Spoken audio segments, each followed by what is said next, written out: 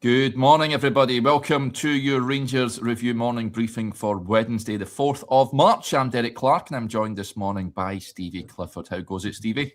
Yeah. Excuse me. Yeah, I'm good. Thank you, I think. I hope everybody else is well, Derek. I hope you're well this morning, mate. Yeah, I can't complain. The sun is out again, which is a good thing, I guess, as we count down the days until the two Glasgow clubs meet again on Sunday at Ibrox. Let's hope for a better outcome than last Sunday, that's for sure. Before we get stuck into all the news, folks, a quick word for our podcast sponsors, Willows Fencing, the Glasgow-based fencing company you can trust and proud partners of the Rangers Review. If you're needing a new fence, these are the guys to call. They've got over 20 years of experience in the fencing trade. No job is too big or too small, and if you can get free consultations and 10% off with the code Rangers Review over on their website, which is willows-fencing.com. The all-important details are in the description below this video. Right, Steve, we've not had you on since Sunday, so I'll get your thoughts on that first of all before we dive into the news. But certainly, ultimately, a feeling of disappointment and what might have been after what was a really scintillating first half from Rangers. Yeah, shot herself in the foot, Derek, blew it, whatever way you want to look at it. I think we just died a death, just absolutely knackered, put so much into it, first 50 odd minutes, and then couldn't recover, and it was extremely difficult to take. When you don't get that third goal, Fernandez and Rumens have those opportunities which we don't take. It's a difficult one. I understood the change and bringing on Diamandi for Nadiri, but it clearly didn't work. And yeah, we need to just focus on what we did well and take that into Sunday again and go and have a right good go at them. They are there to create chances against and have a good opportunities against. So we need to take that same kind of intensity. Would I do it differently? Yes, I think I probably would. But we learned a lot from Sunday, and we learned what they do and what they do well as well. So, Rangers, as John Suter said, need to be pretty clean from here on in, and that starts Sunday. So it's a difficult one, Derek. We need to dust ourselves down, but it's just so frustrating to get as close as we did, and then we've had 4 draws, and those drop points are the reason why we're currently 6 points behind. So there can be no more room for error, and we'll just need to wait and see. But with regards to our game against them, that's 2 games now where we've completely dominated all over them in 2 halves. We need to just merge them in and make it a full game, and I'm pretty sure that if we can manage to do that, then we can get the right result. Yeah, easier said than done, unfortunately, at this point with regards to Rangers. You posed a question to John Suter. I wanted to bring up, Stevie, after the game about mentality, and Suter did say that if he was a fan, he'd be questioning that as well, but he did say just judges at the end of the season. He did admit that they have to be clean between now and the end of the campaign, which translates as to they have to win every single game and hope that other teams slip up. Is it right to question the players' mentality after Sunday, do you reckon? You touched on their 4 draws in the last 6 league games. They always seem to, though, we've seen it with Clermont a couple of seasons ago, they get themselves into a good position, and when the going gets tough, they're found wanting, and it looks like history may be repeating itself. Was it a fair question? It's probably up to others to judge, but it's probably the question that everybody wanted us to put to Danny Rule and to John Suter, which I did. John's a good guy, so he'll understand it, and I think he took the question quite well. I think you have to question, Derek, the mentality and the attitude of the squad. When you get as close as we did to going top of the league and, being 1 game to now being where we are now, and having seen the performances at Easter Road, Fir Park, Livingston, and then Sunday, it's when it's within touching distance, they seem to almost blow it. So I think it's right to question. I think it's right to ask, and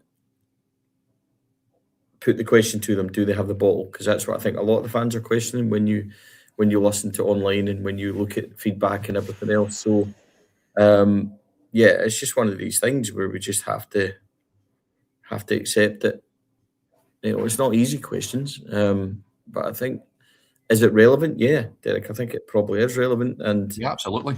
I think it's one that most of us feel that as an issue. I think that we lack experience. I think we lack proper leadership. I think we lacked just one or two to put their foot on the ball on Sunday when the going really was getting tough, and when the momentum began to shift. And not having that, we resorted to just kicking it long and bedding in and hoping to see a game out, which we've not been able to do whenever we've tried that. We tried it at Motherwell and didn't work either. So it's a frustrating one, Derek. Do they have an issue with their mentality, or are they just not good enough? There's fine lines there, because back in October, I didn't think the squad was good enough. We've added to it with what is 4 good signings. Form-wise, we can question them a wee bit, I suppose. But this was always going to be a complete rebuild, unfortunately, again, with proper quality coming in. So it probably needs another 4 or 5 in the summer, another 4 or 5 next January to get us where we truly need to be. And it's a process, but when you get so close, then it becomes such a frustration. And you know, we're in a battle now to ultimately Rangers could win the league and they could finish 4th. You know, so it's crazy. It's a difficult one, and who really survives finishing 4th? So I can understand why people are asking these questions, and it's our job, I suppose, to try and get those answers. So it's On quality, sorry, Rangers have spent a lot of money, but on quality, you're not telling me that the players at Hearts and Celtic are far better players than what Rangers have at their disposal. No, I wouldn't have said so. So what we need to ask is, you know, why do we find ourselves 2-0 up in games? Why do we find ourselves, I suppose, 2-0 down in games away to Livingston, where we turn up and we just think it's easy? And I just don't know, Derek.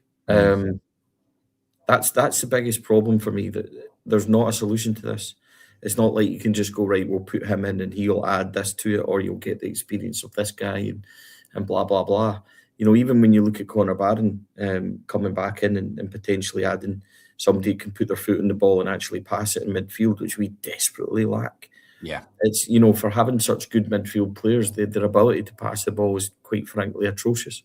Yep. Connor Barron's one of them that can actually keep the ball and recycle it and just knock it about, which we missed on Sunday. Connor Barron's a young guy as well. So there's nobody with that proper leadership in there that you feel can truly stabilise a result like Sunday and you know, stop it going the other way. But it's just, I don't have the answer. No. I don't have the answer. I have ideas about how I would go about it and what I would do and how I would take the game to Celtic on Sunday. But, you know, with regards to this issue and how we get close and finding the right people, that's up to people that are way higher in the pay grade than me. But Sunday just becomes such a frustration, because sitting at half time, there was a part of me that knew that wasn't enough. And when you're so dominant and when you're so on top, and when the game is, you know, when you've got that momentum and that fire, to only be 2 is really difficult. And I knew myself that as soon as they pull one back within that kind of 15-minute mark in the second half, it's too long to try and survive. Yep. So, and we did try and survive, and that's the whole point of it. So we fundamentally did a lot of things wrong. We didn't keep the ball. Our press was completely short. Players were then becoming disjointed and started chasing the ball, which made it easier for them to play around. When the Deary came off, because rightly he was tired, they tried to fix in midfield, but then they freed up. Basically, they had one man against 2 centre-halves, and it made it easy for them to play it out. They were constantly finding the free man, which meant they were able to push up and build so quickly, and they penned us in, and we just couldn't get out. And there was nobody with the mentality to say, get up 10 yards, get a foothold in the ball, and start playing. And we just basically camped in, and every time it went back to Butland, he resorted to kicking it long to Chermiti, which didn't work. And it just kept coming back. And Derek, that is the I understand why Diamandi came on. He just didn't perform. It didn't work. Yeah. And it's just Danny needs to, ahead of Sunday, he needs to think about what was good. How do we sustain that? And does he play the team slightly mixed to try and get better results and play a game of two halves? Then he needs to come up with something, because the game plan was excellent, but once it goes flat and once we lose momentum, and it happened a wee bit at Fir Park in the last 10-15 as well, we need to make sure that we're stopping teams and have answers for that, because I think as difficult as it is to say this, because it's almost like you're having a go at players and stuff like that. Is it too easy for certain players to hide when the going gets tough? Almost hiding in plain sight. It's an accusation to them that they're not going to be able to answer until they start winning games and seeing games out and, responding to setbacks. Because at the moment on the football pitch, Derek, we don't respond to setbacks.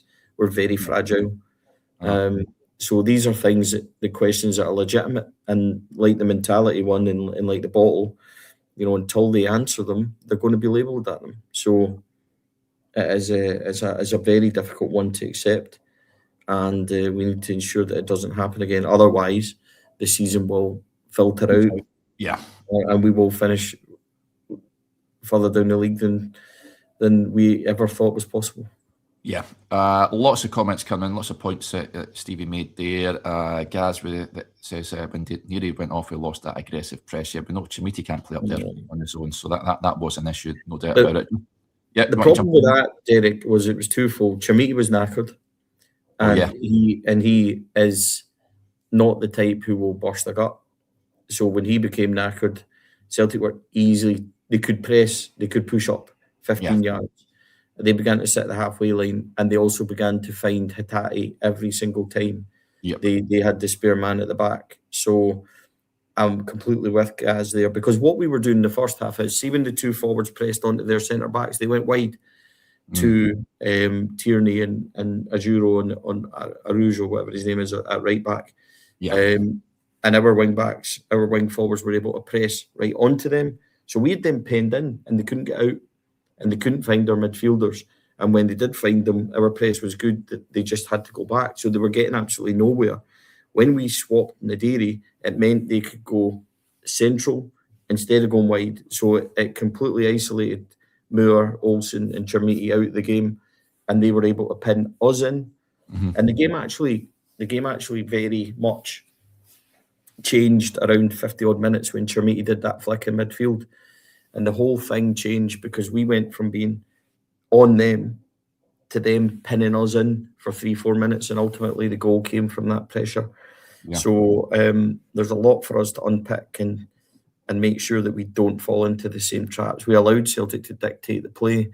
We didn't respond. We didn't change. I thought the change for Diamandi made sense, but ultimately it didn't work.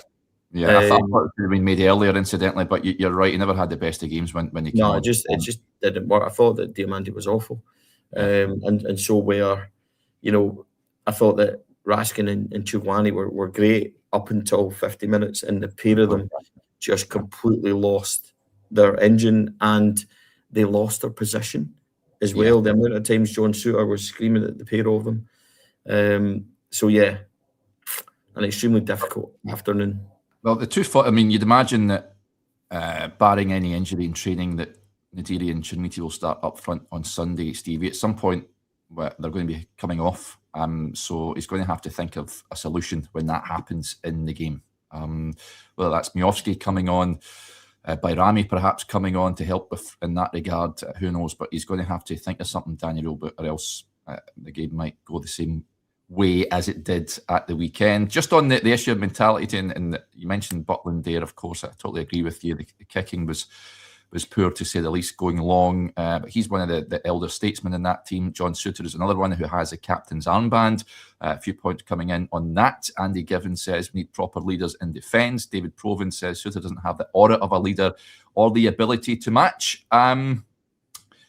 I'm going to be honest with you, Stevie. I'm thinking about dropping him on Sunday. I'm bringing Nasser Jiga back in and possibly going to a back three. on Sunday.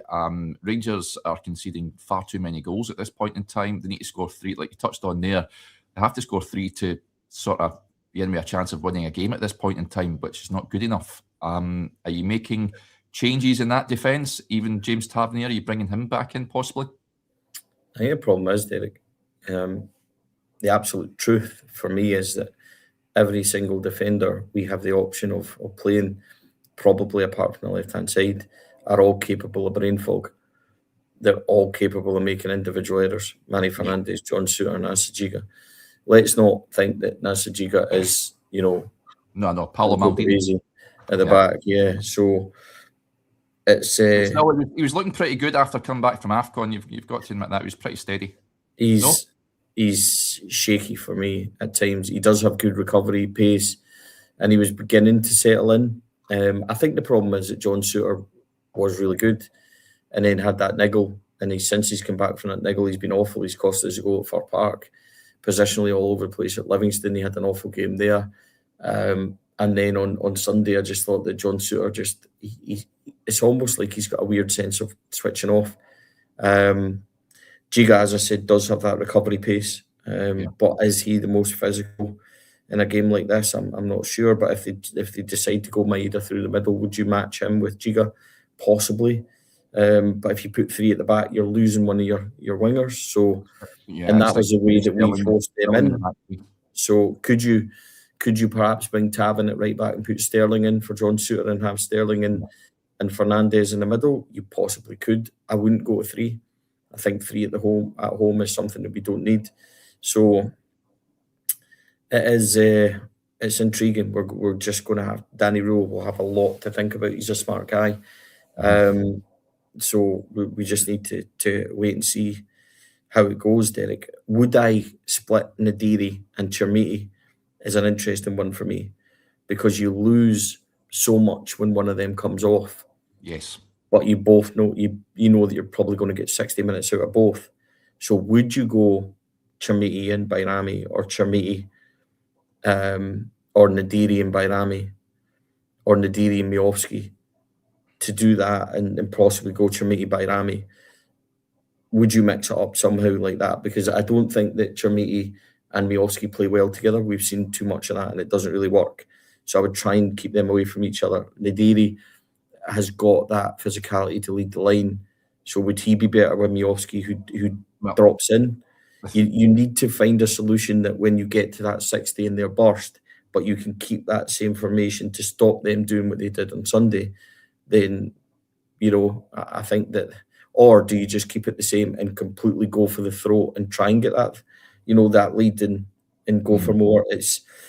I just don't know. What I do know is that Celtic aren't solid. They are vulnerable. You can get at them as much as they can get us. So this could be one, Derek, that goes all the way into extra time and goes all the way. Yeah. So I think they're quite evenly matched. And that's from a Celtic side that I do think is coming towards the end of its cycle. So I just think there's a lot to consider for Sunday. There's a lot to do. Some players have played themselves right out of it as well. So it's going to be interesting. I'd be starting Chermiti because he is capable of moments of absolute brilliance like we've seen at the weekend. And he's shown that he's pretty up he for has to have a partner. Oh, yeah. So you need to go Chermiti and Nadiri then, and you need to have a solution when those guys tire. Maybe even bring 2 of them off and put Miovski and a Bayrami or something up there. Please don't put Tello Asgard up there. Would you then go Miovski and Nadiri coming on at 60 and go Bayrami and Chermiti? The big little guy, Bayrami's fast. I like the idea of Bayrami, I've got to say it. So I wouldn't see with regards to, I don't want this to become a personal thing, but I just don't rate Tello Asgard at all. Not in these games, not in these games especially, Stevie. Just not in any game, Derek. I think when he came on at Livingston, he proved that he's not to be trusted. He's popped up with a few goals, but I said at the time, I need a lot more of him.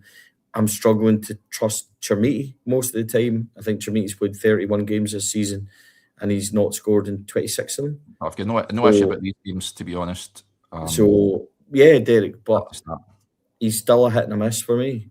So I just think we need more off of individual players. By the way, Raskin needs to really step up. Well, Scovolson needs to find his form. There's others in the team as well that are putting in bits of performances. I struggled to see why Chukwani was so unfit after 60 minutes, and we didn't do anything about it. I know we done a power of work, so there's a lot more to do. There's a lot that we did well, but there's a lot that we didn't. The drop off between very good and not good is far too big. And when you have that, because look, see, when you hit the heights of the first half, very rarely in the second half will you come out and dominate the same way. yeah, you But expect to react. it can't be such a drop off. You know, Yeah. that's the biggest issue.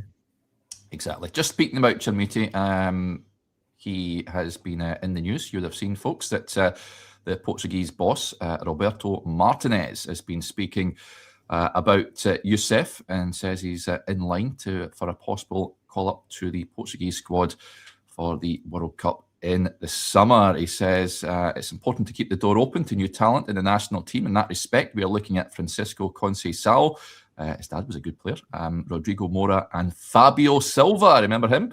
Youssef Chermiti at Rangers is another player who's doing well. Each player's current form is important, but their contribution across a whole season should not be forgotten. The conditions are right for us to have a very good World Cup, but the preparations are so important. So there you go. Chermiti, of course, he's part of the under-21 squad at Portugal.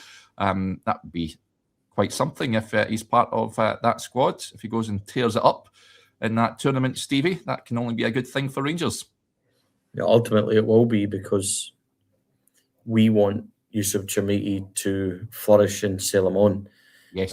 That's the whole point in this. Yes. You want extremely big money for Youssef Chermiti, which we're going to get, just given his stature and everything else, and regardless of goal return and whatnot. But if Youssef Chermiti wants to play in the World Cup, there's 9 games left. He needs to find 10 goals, you know, to get his numbers to where he should be. He needs to have that rip-roaring end to the season that helps Rangers to good things and propels himself into the limelight. There's absolutely no point in Youssef Chermiti doing what he does against Celtic in January, against Celtic at the weekend, and then we wait 6 weeks for him to score again. That's my biggest issue.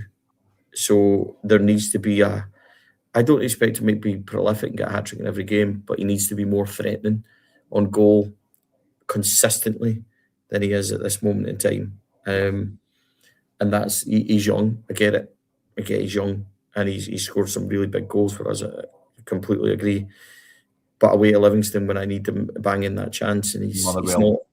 And Motherwell when he's clean through. Yeah. Aberdeen up at Pittodrie when he's clean through. Yeah. I need him to be more consistent in front of goals when he gets those opportunities. Otherwise, he's too sporadic, and that's the biggest issue I'm saying about him. Does he have the quality? Well, it certainly looks like it at times, and then other times it looks like he's got no composure at all. So there needs to be more, and it's not a criticism; it's just an observation. Still learning the game, to be fair, isn't he? Still, absolutely. My criticisms genuinely are not of Youssef Chermiti, but it's of others in the team who should be better. Yeah. Who should be more composed. We have a real issue in midfield. It's actually striking. We cannot keep the ball. It's like a pinball. I need more from Nico Raskin. I need more from Mohamed Diamande. I'm desperately needing Connor Barron back in there so that he can keep the ball, Derek. Yeah. So, keep the ball, win the second ball, recycle it, and just do the simple things. On Sunday, Stevie, I'm thinking possibly a Chukwani Diamande partnership in there. Would you keep asking in there?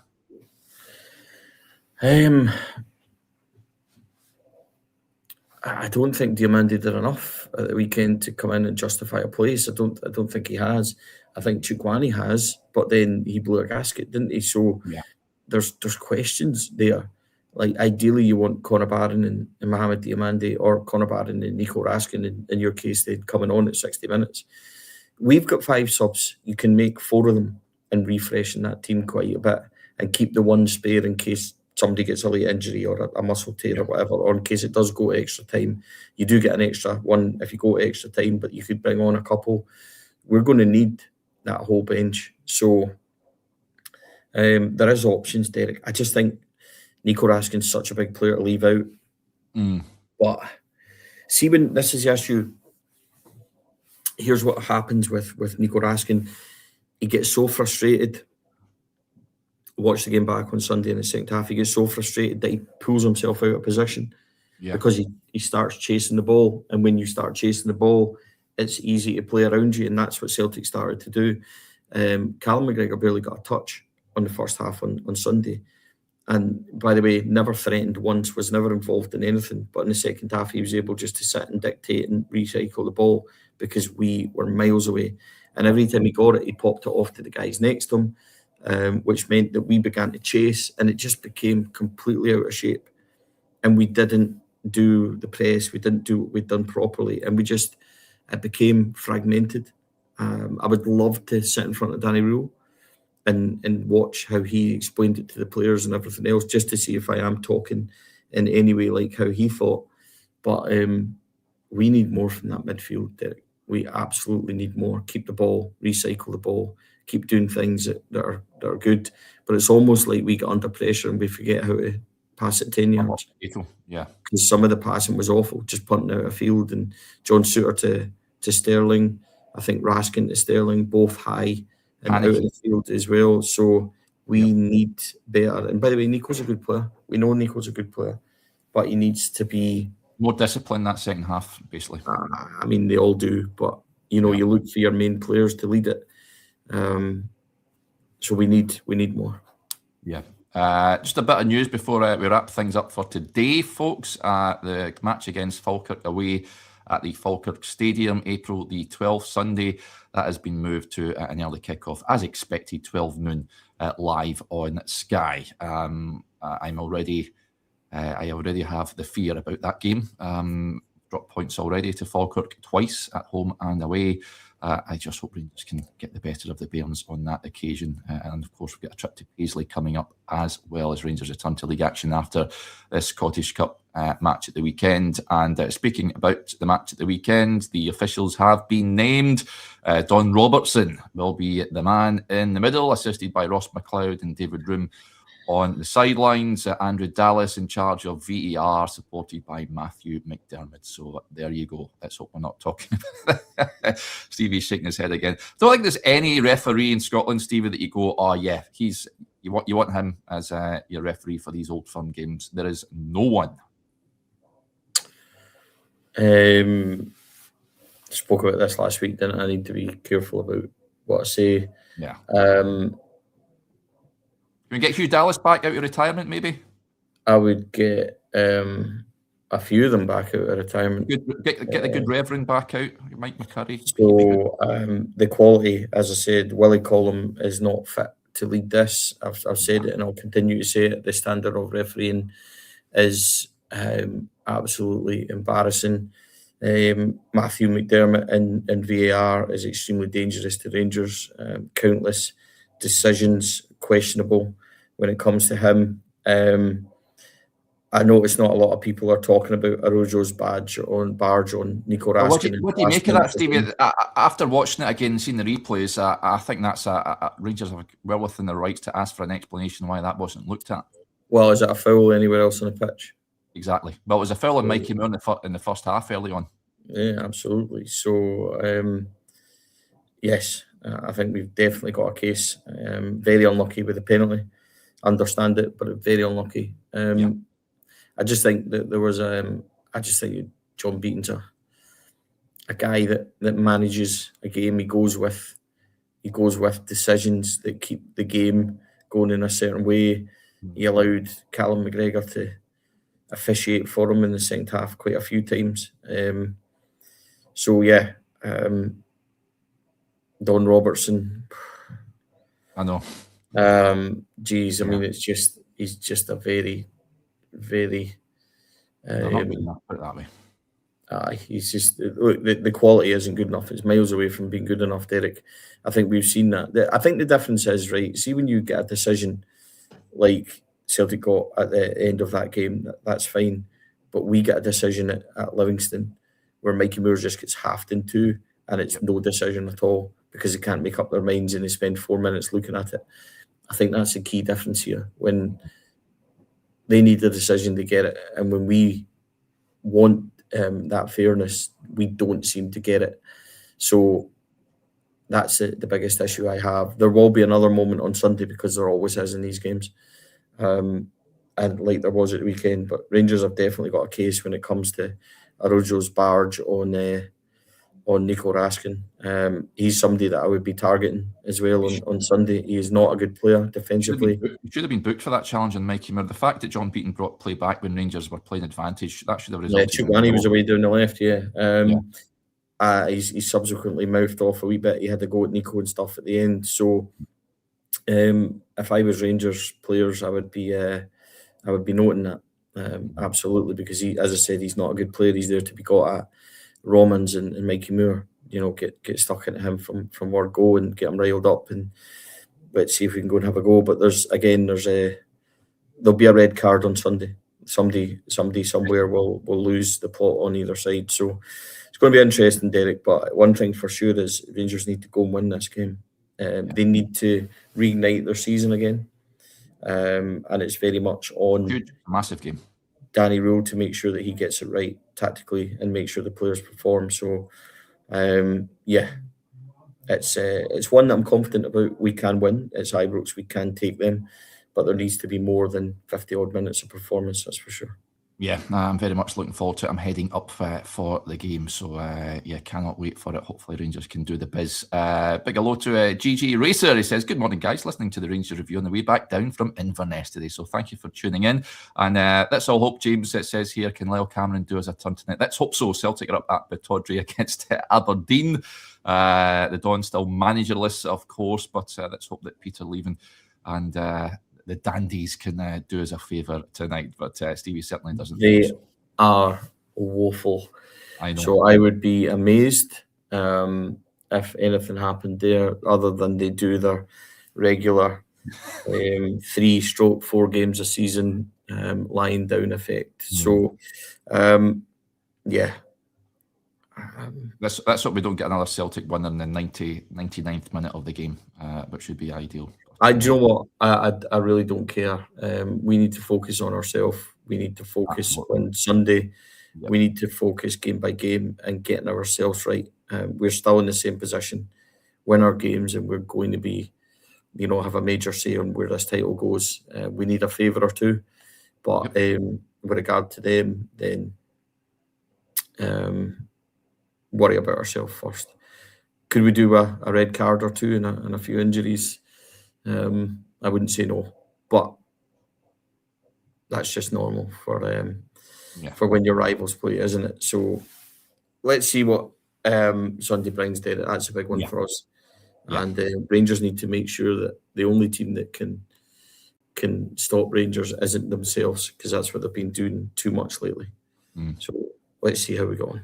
Yeah. Okay, that'll do us there, folks. Just a reminder, if you want to get your tickets to Rangers Review Live, it returns to Edmiston House on Friday the 10th of April. Click the link below this video and it'll take you to the website where you can buy your tickets for what is sure to be a great evening. Right, big thank you to Stevie, as ever. Thank you to you all for tuning in to the show and for your continued support to the channel. And we'll chat again soon. Bye for now.